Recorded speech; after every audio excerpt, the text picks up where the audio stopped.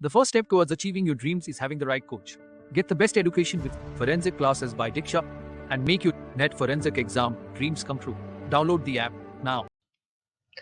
Hello everyone, welcome to our YouTube channel. और आज की वीडियो बहुत ही ज़्यादा इंपॉर्टेंट है क्योंकि हम सिलेबस डिस्कस कर रहे हैं senior scientific assistant and lab assistant की। सो नोटिफिकेशन रिलीज करा था हरियाणा स्टाफ सिलेक्शन कमीशन ने और सिलेबस भी HSSC ने रिलीज कर दिया है। हम सिलेबस का ही वेट कर रहे थे। जब FSL की नोटिफिकेशन रिलीज हुई थी तब भी मैंने आप सभी को इन्फॉर्म करा था कि फोरेंसिक साइंस लेबोरेटरी में रिक्रूटमेंट हो रही है सीनियर साइंटिफिक असिस्टेंट और लैब असिस्टेंट की पोस्ट पे। एडवर्टीजमेंट नंबर यहाँ पे इन्होंने लिखा हुआ है और ये जो सिलेबस आप स्क्रीन में देख रहे हैं ये कैटेगरी नंबर 1, 2, 5, 6, 7 और 10 के लिए है। ओके, सो ये जो कैटेगरी नंबर है आपको नोटिफिकेशन में देखने को मिला था। इन्होंने कैटेगरी नंबर से डिफरेंट डिविजन्स में डिफरेंट पोस्ट निकाली थी। तो हम अभी ये वापस से रिवाइज कर लेंगे कि डिफरेंट कैटेगरी नंबर कौन कौन से डिवीजन को डिनोट करती है। तो टेक्निकल सिलेबस इन्होंने रिलीज करा है। एक बार हम कैटेगरी नंबर देख लेते हैं। तो कैटेगरी नंबर अगर मैं यहाँ पे लिखूं तो कैटेगरी नंबर 1, 2, 3, 4 और 5 ये जो कैटेगरी नंबर है सीनियर साइंटिफिक असिस्टेंट के लिए है। सीनियर साइंटिफिक असिस्टेंट 1 से लेके 5 तक की जो कैटेगरी है वो सीनियर साइंटिफिक असिस्टेंट के लिए है। अब डिफरेंट डिविजन्स क्या है, तो पहली जो कैटेगरी है वो है बायोलॉजी डिवीजन के लिए, senior scientific assistant SSA biology. जो दूसरी नंबर की कैटेगरी है वो सीन ऑफ क्राइम ऑफिसर के लिए है। इसके बाद जो थर्ड नंबर की कैटेगरी है ये बैलिस्टिक्स डिवीजन के लिए है। बैलिस्टिक्स डिवीजन के बाद सीरोलॉजी, ओके, और डॉक्यूमेंट। अच्छा सॉरी, फोर्थ नंबर जो है वो डॉक्यूमेंट के लिए, डॉक्यूमेंट। और जो फिफ्थ है वो है सीरोलॉजी के लिए। ओके, सो 1 से लेके 5 तक की जो कैटेगरी है वो biology, scene of crime, ballistics, document और सीरोलॉजी के लिए है। इसके बाद जो कैटेगरी 6, 7, 8, 9, 10 है, 6, 7, 8, 9 और 10 ये साइंटिफिक असिस्टेंट के लिए है। ठीक है, ये किसके लिए है? साइंटिफिक असिस्टेंट की पोस्ट के लिए। जो 6th कैटेगरी वो सीरोलॉजी के लिए है। जो 7th कैटेगरी है वो scene of crime scientific assistant के लिए है। फिर बायोलॉजी 8th नंबर जो है वो बायो के लिए है, बायोलॉजी डिवीजन। फिर जो 9th नंबर है वो है बैलिस्टिक्स के लिए और जो 10th नंबर है वो केमिस्ट्री के लिए। ओके, केमिस्ट्री के लिए। सो ये सारे के सारे 1 से लेके 10 कैटेगरी है, 1 से लेके 10 तक। फिर जो 11, 12, 13, 14, 15 और 16 है ये लैब असिस्टेंट की पोस्ट के लिए। तो मैं इसको शॉर्ट में LA लिख देती हूँ, लैब असिस्टेंट के लिए। जो 11th नंबर कैटेगरी है वो केमिस्ट्री के लिए है। जो 12th नंबर कैटेगरी है वो बैलिस्टिक्स के लिए है। जो 13th नंबर कैटेगरी है वो डॉक्यूमेंट के लिए है। जो 14th नंबर कैटेगरी है वो बायो के लिए है, बायो डिवीजन लैब असिस्टेंट। जो 15th नंबर की कैटेगरी है वो सीरोलॉजी के लिए है और जो 15th नंबर सीरोलॉजी के लिए, 16th number dark room operator. तो ये आपकी डिफरेंट कैटेगरीज है। तो ये जो पहला नोटिफिकेशन हम देख रहे हैं वो कैटेगरी 1 to 5, 6, 7, 8, 10 के लिए। 1 to 5 एक बार हम देख लेते हैं कि कौन कौन से डिविजन के लिए सेम कैटेगरी है। Okay fine. ओके, सो ये जो बायो है फर्स्ट कौन कौन सा था? First, second, fifth. First, second, fifth, 1 to 5, 6, 7, 8, 6, 7, 8 और 10 है आई गेस, 8 and 10। हाँ, सो 10th में है केमिस्ट्री। तो bio, scene of crime, serology, scene of crime, bio और केमिस्ट्री, इन सभी के लिए सेम सिलेबस है। तो एक बार ही देख लेते हैं कि आपको पढ़ना क्या क्या होगा इस सिलेबस में। तो टेक्निकल सिलेबस आपको बताया गया है। टेक्निकल सिलेबस में आपकी साइंस और फोरेंसिक साइंस है। ठीक है, तो इंट्रोडक्शन टू फोरेंसिक साइंस आपको पढ़ना है। फोरेंसिक साइंस में आपको definition, history, development of crime scene management, development of forensic science, crime scene management, investigation, collection कैसे करना है, प्रिजर्वेशन, पैकिंग, ये सारी चीजें आपको पढ़नी है। सबसे ज्यादा इंपॉर्टेंट है एक्सपर्ट टेस्टिमनी। जब आप सीनियर साइंटिफिक असिस्टेंट या साइंटिफिक असिस्टेंट बन जाएंगे फोरेंसिक साइंस लेबोरेटरी की एंड आप केसेस हैंडल करेंगे तो आपको कोर्ट में भी जाना पड़ेगा एज अ एक्सपर्ट विटनेस। और यही एक्सपर्ट टेस्टिमनी में हम पढ़ने वाले हैं। ये बहुत ही इंपॉर्टेंट आपका एरिया है। फिर हमने पढ़ना है forensic stats, mean, medium, mode निकालना सीखेंगे। रेग्रेशन जो एनालिसिस है वो करेंगे, हाइपोथेसिस क्या है, हाइपोथेसिस एनालिसिस करना है, डाटा कैसे मेजर करना है ना, ये सारा कुछ प्रोबेबिलिटी प्रूफ, ये सारा कुछ हम सीनियर साइंटिफिक असिस्टेंट और साइंटिफिक असिस्टेंट के सिलेबस में फोरेंसिक स्टैट्स पढ़ेंगे। बायोमोलिक्यूल्स और बायोकेमिकल टेक्निक्स, तो जितने भी बायोमोलिक्यूल्स हैं, बायोमोलिक्यूल्स वो होते हैं जैसे कि प्रोटीन, लिपिड्स, कार्बोहाइड्रेट्स, जो कि किसी भी एक लिविंग ऑर्गेनिज्म के बॉडी में जो बायोमोलिक्यूल्स होते हैं और उनकी टेक्निक्स के बारे में हमको पढ़ना है। Then we have microscopy. Microscope एक बहुत ही इंपॉर्टेंट इंस्ट्रूमेंट है फोरेंसिक साइंस लेबोरेटरी का, और डिफरेंट टाइप ऑफ माइक्रोस्कोप्स आपने पढ़ने हैं, बहुत ही ज्यादा इंपॉर्टेंट है। ह्यूमन फिजियोलॉजी पढ़नी है, तो अनाटॉमी फिजियोलॉजी साथ में ही पढ़ते हैं, बिना अनाटॉमी या फिजियोलॉजी नहीं पढ़ सकते, तो ह्यूमन अनाटॉमी फिजियोलॉजी आपको पढ़नी है। तो जितने भी ह्यूमन की बॉडी में सिस्टम्स हैं, जैसे कि circulatory system, digestive system, reproductive system, और जितनी भी और डिफरेंट ऑर्गन्स एंड सिस्टम्स हैं, इनकी एनाटॉमी फिजियोलॉजी आपको पढ़नी है। मेटाबॉलिज्म और एंजाइमोलॉजी, तो ह्यूमन के अंदर जितनी भी मेटाबॉलिज्म प्रोसेसेस होती हैं, ये सारी आपको पढ़नी है, और इनमें इंपॉर्टेंट एंजाइम्स भी इन्वॉल्व होते हैं। तो उन सभी एंजाइम्स की फैमिली, इनका काम क्या है, किस तरीके से वो काम करते हैं, ये सारा कुछ आपको एंजाइमोलॉजी में पढ़ना है। फिर ह्यूमन जेनेटिक्स पढ़ना है, काफी इंपॉर्टेंट और बड़ा टॉपिक है ह्यूमन जेनेटिक्स। ठीक है, तो यहां से आपसे क्वेश्चंस पूछे जाएंगे ह्यूमन जेनेटिक्स कि जेनेटिक कोड क्या है, जीन एक्सप्रेशन क्या है, जीन रेगुलेशन क्या है, डिफरेंट टाइप ऑफ सेल्स क्या होते हैं, जेनेटिक डिसऑर्डर्स क्या है, म्यूटेशंस क्या है, मेंडल के एक्सपेरिमेंट हमें पढ़ने हैं, डिफरेंट जो टाइप के डोमिनेंस है, को डोमिनेंस, इनकम्प्लीट डोमिनेंस, ये सारा कुछ आपको पढ़ना है।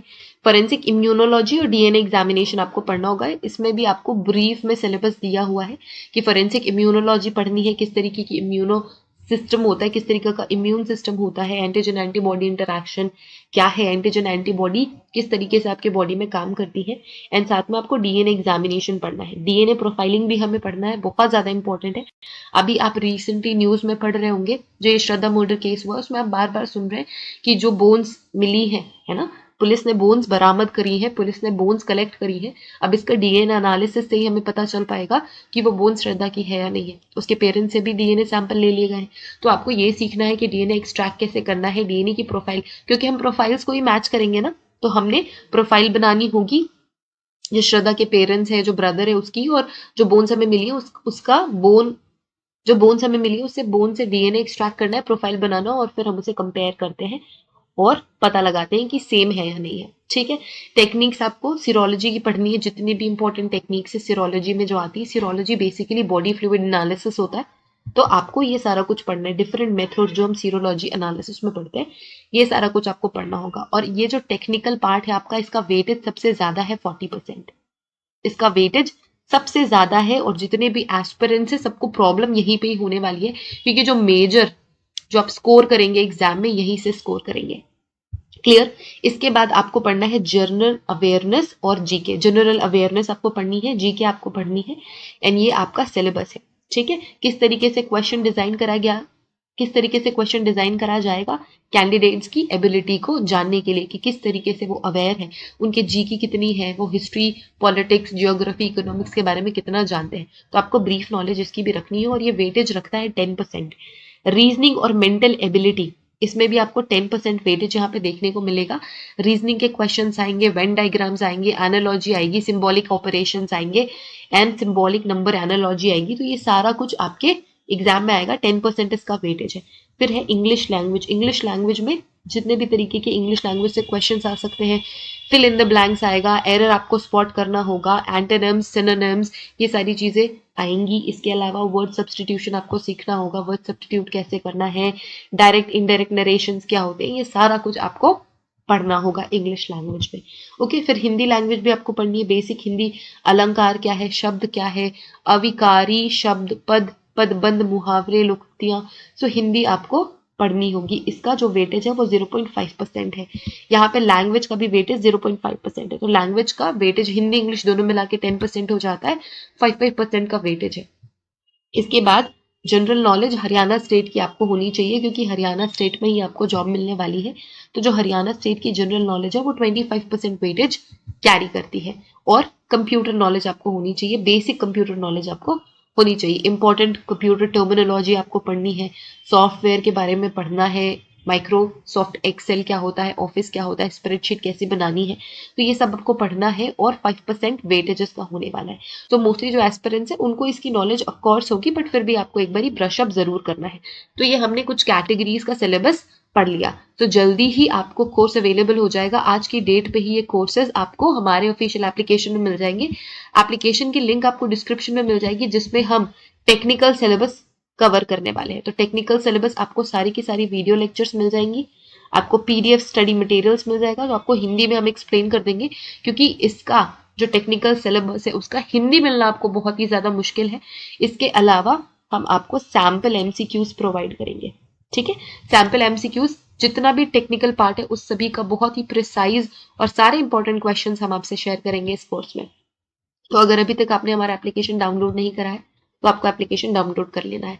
अब बच गई कौन सी कैटेगरी, थर्ड, फोर्थ और नाइन्थ। तो थर्ड, फोर्थ और नाइन्थ किसका है मैं यहाँ पे लिख देती हूँ। जो कैटेगरी नंबर थर्ड है, कैटेगरी नंबर थर्ड बिलोंग करता है बैलिस्टिक्स। बैलिस्टिक्स। जो फोर्थ है वो डॉक्यूमेंट, और जो नाइन्थ है वो भी बैलिस्टिक्स है, साइंटिफिक असिस्टेंट का। ये बैलिस्टिक है साइंटिफिक असिस्टेंट की, और ये जो बैलिस्टिक है सीनियर साइंटिफिक असिस्टेंट की, ठीक है। क्वेश्चन आपको थोड़े से इजी क्वेश्चंस आपको सीनियर साइंटिफिक असिस्टेंट की एग्जाम में थोड़ी से एडवांस देखने को मिलेंगे, और साइंटिफिक असिस्टेंट में एज कंपेयर टू एसएसए थोड़े से बेसिक होंगे। अगर हम देखें कि सिलेबस क्या है, तो आपको इंट्रोडक्शन टू फोरेंसिक साइंस तो पढ़ना ही पढ़ना है, क्योंकि आप फोरेंसिक साइंस लेबोरेटरी में काम करेंगे। इसके अलावा आपको क्राइम सीन के बारे में पढ़ना है, डिटेल्ड क्राइम सीन है, ठीक है। डिटेल्ड क्राइम सीन के बारे में पढ़ना है, किस तरीके से आपको कलेक्शन, प्रिजर्वेशन, पैकिंग करनी है। आपको फोकस करना है कि डॉक्यूमेंट एविडेंस कैसे आपको कलेक्शन, प्रिजर्व करना है। यहाँ से क्वेश्चन आने के चांसेस सबसे ज्यादा है। बैलिस्टिक एविडेंस, बैलिस्टिक एविडेंस में आपको फायर आर्म मतलब गन, बुलेट और इसके मैकेनिज्म्स के बारे में आपको पढ़ना होगा। इसके अलावा टेक्निकल जो सिलेबस है इसमें आपको स्टैटिस्टिक्स पढ़नी है, स्टार्ट्स पढ़ने हैं, लेजर्स के बारे में पढ़ना है, कितने तरीके के लेजर्स होते हैं, क्योंकि हम लेजर्स यूज करते हैं इन एविडेंसेस को एनालाइज करने के लिए। फिर आपको मैकेनिक्स पढ़नी है, क्योंकि बैलिस्टिक्स एंड डॉक्यूमेंट पढ़ रहे हो। फ्लूइड मैकेनिक्स पढ़नी है, स्पेक्ट्रोस्कोपिक टेक्निक्स पढ़नी है। तो जितनी भी स्पेक्ट्रोस्कोपिक टेक्निक्स हैं जो हम यूज करते हैं बैलिस्टिक्स और डॉक्यूमेंट एग्जामिनेशन में, इसके अलावा भी ओवरऑल आपको स्पेक्ट्रोस्कोपिक मेथड्स पढ़ने, फ्लूइड मैकेनिक्स पढ़नी है, मैकेनिक्स पढ़नी है, एक्सरे स्पेक्ट्रोस्कोपी पढ़नी है। तो स्पेक्ट्रोस्कोपी के जितने भी वेरिएंट्स है सब आपको पढ़ना है। फायर आर्म्स के बारे में पढ़ना है, बहुत ज्यादा इंपॉर्टेंट, कि क्या क्लासिफिकेशन है, क्या हिस्ट्री बैकग्राउंड है, कितने तरीके की गन्स होते हैं, वो किस तरीके से किस मैकेनिज्म में काम करते हैं, शॉर्ट गन क्या होते हैं, स्मॉल आर्म्स क्या होते हैं, इमिटेटिव फायर आर्म्स क्या होते हैं, कंट्री मेड क्या होते हैं, इम्प्रोवाइज्ड क्या होते हैं, इनका आइडेंटिफिकेशन कैसे आपको करना है। कि क्राइम सीन में अगर आपको बुलेट्स मिली है तो आप कैसे पता लगाओगे कि कौन से गन की है या किस डायरेक्शन से फायर किया, ये सारा कुछ आपको पढ़ना होगा।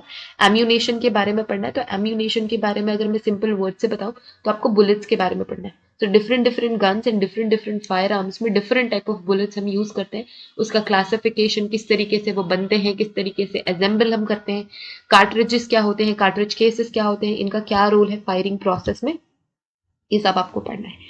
इसके बाद आपको पढ़ना है इंटरनल बैलिस्टिक्स, एक्सटर्नल बैलिस्टिक्स और टर्मिनल बैलिस्टिक्स, जिसे हम वुंड बैलिस्टिक्स भी कहते हैं, कि किस तरीके की बुलेट से किस तरीके की चोट लगेगी, अगर किसी की बॉडी में बुलेट आई है तो उसे आइडेंटिफाई कैसे करें, कौन से रेंज में फायर करा गया है, एंड उस चोट को आप देख के किस तरीके से आइडेंटिफाई करोगे, किस तरीके से स्किन में बुलेट पेनिट्रेट होती है, फ्लश में मतलब आपकी बॉडी टिश्यूज में, और बोन्स में किस तरीके से बुलेट पेनिट्रेट होती है, ये सारी चीजें आपको पढ़नी है। फायर आर्म आइडेंटिफिकेशन आपको पढ़ना है, बहुत इंपॉर्टेंट है ये सारा का सारा जो टेक्निकल पार्ट है। इसके बाद आपको क्रोमेटोग्राफी पढ़नी है, इलेक्ट्रोफोरेसिस पढ़नी है, ये इंस्ट्रूमेंट्स है। फिर डॉक्यूमेंट एनालिसिस आपको देखना है, डॉक्यूमेंट एनालिसिस भी बहुत ज्यादा इंपॉर्टेंट है। क्वेश्चन डॉक्यूमेंट क्या होता है, हैंड राइटिंग एग्जामिनेशन आपको पढ़नी है, एनालिसिस आपको पढ़ना है, अल्ट्रेशन पढ़ना है, पेपर एग्जामिनेशन पढ़ना है, ये सब कुछ आपको डिटेल से पढ़ना है। यहाँ से इंपॉर्टेंट क्वेश्चन आएंगे और आपका रिजल्ट भी यहाँ से ही बनेगा। इसके बाद प्रिंटेड डॉक्यूमेंट्स के बारे में आपको पढ़ने, जो हम मशीन्स के थ्रू प्रिंट करते हैं। अब हम बहुत सारी चीजों से भी प्रिंट करते हैं, टाइप रिटन डॉक्यूमेंट्स होते हैं, एडवांस प्रिंटर्स होते हैं, कुछ प्रिमिटिव प्रिंटर्स होते हैं, ई डॉक्यूमेंट्स क्या होते हैं, अगर ई डॉक्यूमेंट्स पे छिड़खानी करी गई है, डिजिटल सिग्नेचर आपको पढ़ना है ना, ये सारा कुछ आपको पढ़ना है। और इसका एग्जामिनेशन भी देखना है कि हम कौन कौन से मेथड से डॉक्यूमेंट्स को एग्जामिन करते हैं। अगेन जो टेक्निकल पार्ट है वो 40% वेटेज कैरी करता है, जनरल अवेयरनेस तो बिल्कुल सेम है, यहाँ से ये जो सिलेबस है वो सेम रहेगा सभी के लिए, सभी एस्पिरेंट्स के लिए, और वेटेज भी सेम रहेगा। General awareness, reasoning, mental ability, English language, Hindi language और जीके हरियाणा का, इसके साथ कंप्यूटर नॉलेज भी आपको कवर करना है। तो ये सारा कुछ सेम है जो भी हमने जिस प्रीवियस स्लाइड्स में डिस्कस करा। अब ये जो कैटेगरी है ये लैब असिस्टेंट की कैटेगरी है, कैटेगरी 11, 12, 13, 14 और 15। तो ये सारा कुछ साथ में है 11 से लेके 15 तक। सिर्फ डार्क रूम जो है उसके लिए सिलेबस डिफरेंट है। एंड यहाँ पे हम एक बार फिर से आप सभी को बता दें कि केमिकल, बैलिस्टिक्स, डॉक्यूमेंट, बायो और सीरो, इन सभी के लिए लैब असिस्टेंट का जो सिलेबस है बिल्कुल सेम है। एक एक करके हम देख लेते हैं। आपको एटॉमिक स्ट्रक्चर, हाइब्रिडाइजेशन पढ़ना है, different type of chemical bondings के बारे में पढ़ना है। तो आपको basically physics, chemistry, biology clear होनी चाहिए। कुछ इंपॉर्टेंट आपको लॉ भी पढ़ना है, कॉन्स्टिट्यूशन ऑफ इंडिया पढ़ना है, इंडियन एविडेंस एक्ट क्या है, इंडियन पीनल कोड क्या है, नार्कोटिक ड्रग्स क्या होते हैं, साइकोट्रोपिक सब्सटेंसेस क्या होते हैं, ये सारा कुछ आपको पढ़ना है। ओके, सो यहाँ पे आप देख सकते हैं डिफरेंट मैट्रिक्स कैलकुलेशन के बारे में आपको पढ़ना है, ultra structures, different cell organelles and cell के बारे में आपको, प्लांट सेल, ह्यूमन सेल, सब कुछ आपको पढ़ना है। डिफरेंट फ्लूइड मोज़ेक मॉडल्स आपको पढ़ने हैं। तो ये टिश्यूज के मोज़ेक मॉडल है, जो भी इंटरनल सेल ऑर्गेनल्स होते हैं, सेल ऑर्गेनल्स के बारे में आपको डिटेल से पढ़ना है। ओके, सो ये सिलेबस है प्लांट और एनिमल सेल दोनों का ही। ये भी 40% वेटेज रखता है। इसके अलावा जो नॉन टेक्निकल सिलेबस है वो सेम है, जैसे कि जनरल अवेयरनेस, जैसे कि रीजनिंग और मेंटल एबिलिटी। क्वेश्चन के लेवल्स आपको डिफरेंट देखने को मिलेंगे पर सिलेबस सेम है। इंग्लिश लैंग्वेज, हिंदी लैंग्वेज और जीके, कंप्यूटर नॉलेज और हरियाणा का जीके, ये सेम वेटेज रखते हैं और सेम सिलेबस है। जो लेवल ऑफ क्वेश्चंस होंगे वो डिफरेंट होंगे। अब लास्टली हम कैटेगरी देखते हैं, कैटेगरी नंबर 16 जो डार्क रूम के लिए, इसके लिए ह्यूमन एनाटॉमी, फिजियोलॉजी है। इसके अलावा आपको basic biochemistry, human physiology, pathology की नॉलेज होनी चाहिए। हम बायोलॉजिकल सैंपल्स को यूजुअली रखते हैं तो पैथोलॉजी की नॉलेज होनी चाहिए, माइक्रोबायोलॉजी की नॉलेज होनी चाहिए। सो आपको ब्रीफ में सिलेबस स्क्रीन में दिख रहा है, यही आपको पढ़ना है। ओके, तो यहाँ पे डार्क रूम प्रोसीजर्स के बारे में भी आपको पढ़ना है क्योंकि यही आपको हैंडल करना होगा। ये सारा कुछ आपको कवर करना है, आप स्क्रीन में देख सकते हैं। जैसे कि डिजिटल रेडियोग्राफी, जैसे कि रेडिएशन प्रोटेक्शन मेजरमेंट्स, क्योंकि आपको सारे सैंपल्स को उसी तरीके से प्रिजर्व करके रखना है जिसमें उनकी प्रॉपर्टी खराब ना हो। तो ये आपका सिलेबस है, राइट। तो ये आप स्क्रीन में देख सकते हैं। मैं ये जो पीडीएफ है ये शेयर कर दूंगी हमारे टेलीग्राम ग्रुप पे। अगर टेलीग्राम में आप नहीं है तो लिंक आपको डिस्क्रिप्शन में मिल जाएगी, वहां से आपको टेलीग्राम ग्रुप ज्वाइन कर लेना है, टेलीग्राम चैनल ज्वाइन कर लेना है। यहाँ पे जो जीके है, रीजनिंग है, सारा कुछ सेम है, वेटेज सेम है। टेक्निकल जो पार्ट है वो 40% कैरी करता है, Hindi language, English language, GK Haryana की और कंप्यूटर। ठीक है, तो ये सारा कुछ आपको पढ़ना है और सब कुछ सेम है सिलेबस। जो नॉन टेक्निकल सिलेबस है, सिर्फ टेक्निकल सिलेबस डिफरेंट है, उस पर आपको फोकस करना है। नॉन टेक्निकल सिलेबस सेम है, लेवल ऑफ क्वेश्चंस डिफरेंट होंगे। अब यहाँ पे इंपॉर्टेंट नोट है, यहाँ पे इंपॉर्टेंट नोट है। नोट क्या कह रहा है, the total number of questions will be 100। तो आपका जो पेपर होगा वो 100 क्वेश्चंस का होगा। तो 100 क्वेश्चंस में जो 40 क्वेश्चंस होंगे, 40 क्वेश्चंस आपके टेक्निकल बैकग्राउंड से आएंगे। इसके बाद वेटेज के अकॉर्डिंग आपको नंबर ऑफ क्वेश्चंस देखने को मिलेंगे। सारे क्वेश्चंस कंपलसरी हैं, at least one of the 4 options for each question shall be filled mandatory. आपको कोई ना कोई एक क्वेश्चन के लिए आंसर सेलेक्ट करना ही है, आप स्किप नहीं कर सकते। आपको नहीं पता है आंसर तो भी आपको गेस वर्क करना है एंड आपको सारा कुछ फिल करना है। और इसके लिए आपको 5 मिनट एक्स्ट्रा दिए जाएंगे कि अगर आपने फिल नहीं करा है तो 5 मिनट में जल्दी जल्दी तुक्का आप लगा लें। तो आपको टोटल जो टाइम दिया जाएगा वो 100 + 5 का दिया जाएगा, मतलब 105 मिनट्स। क्लियर।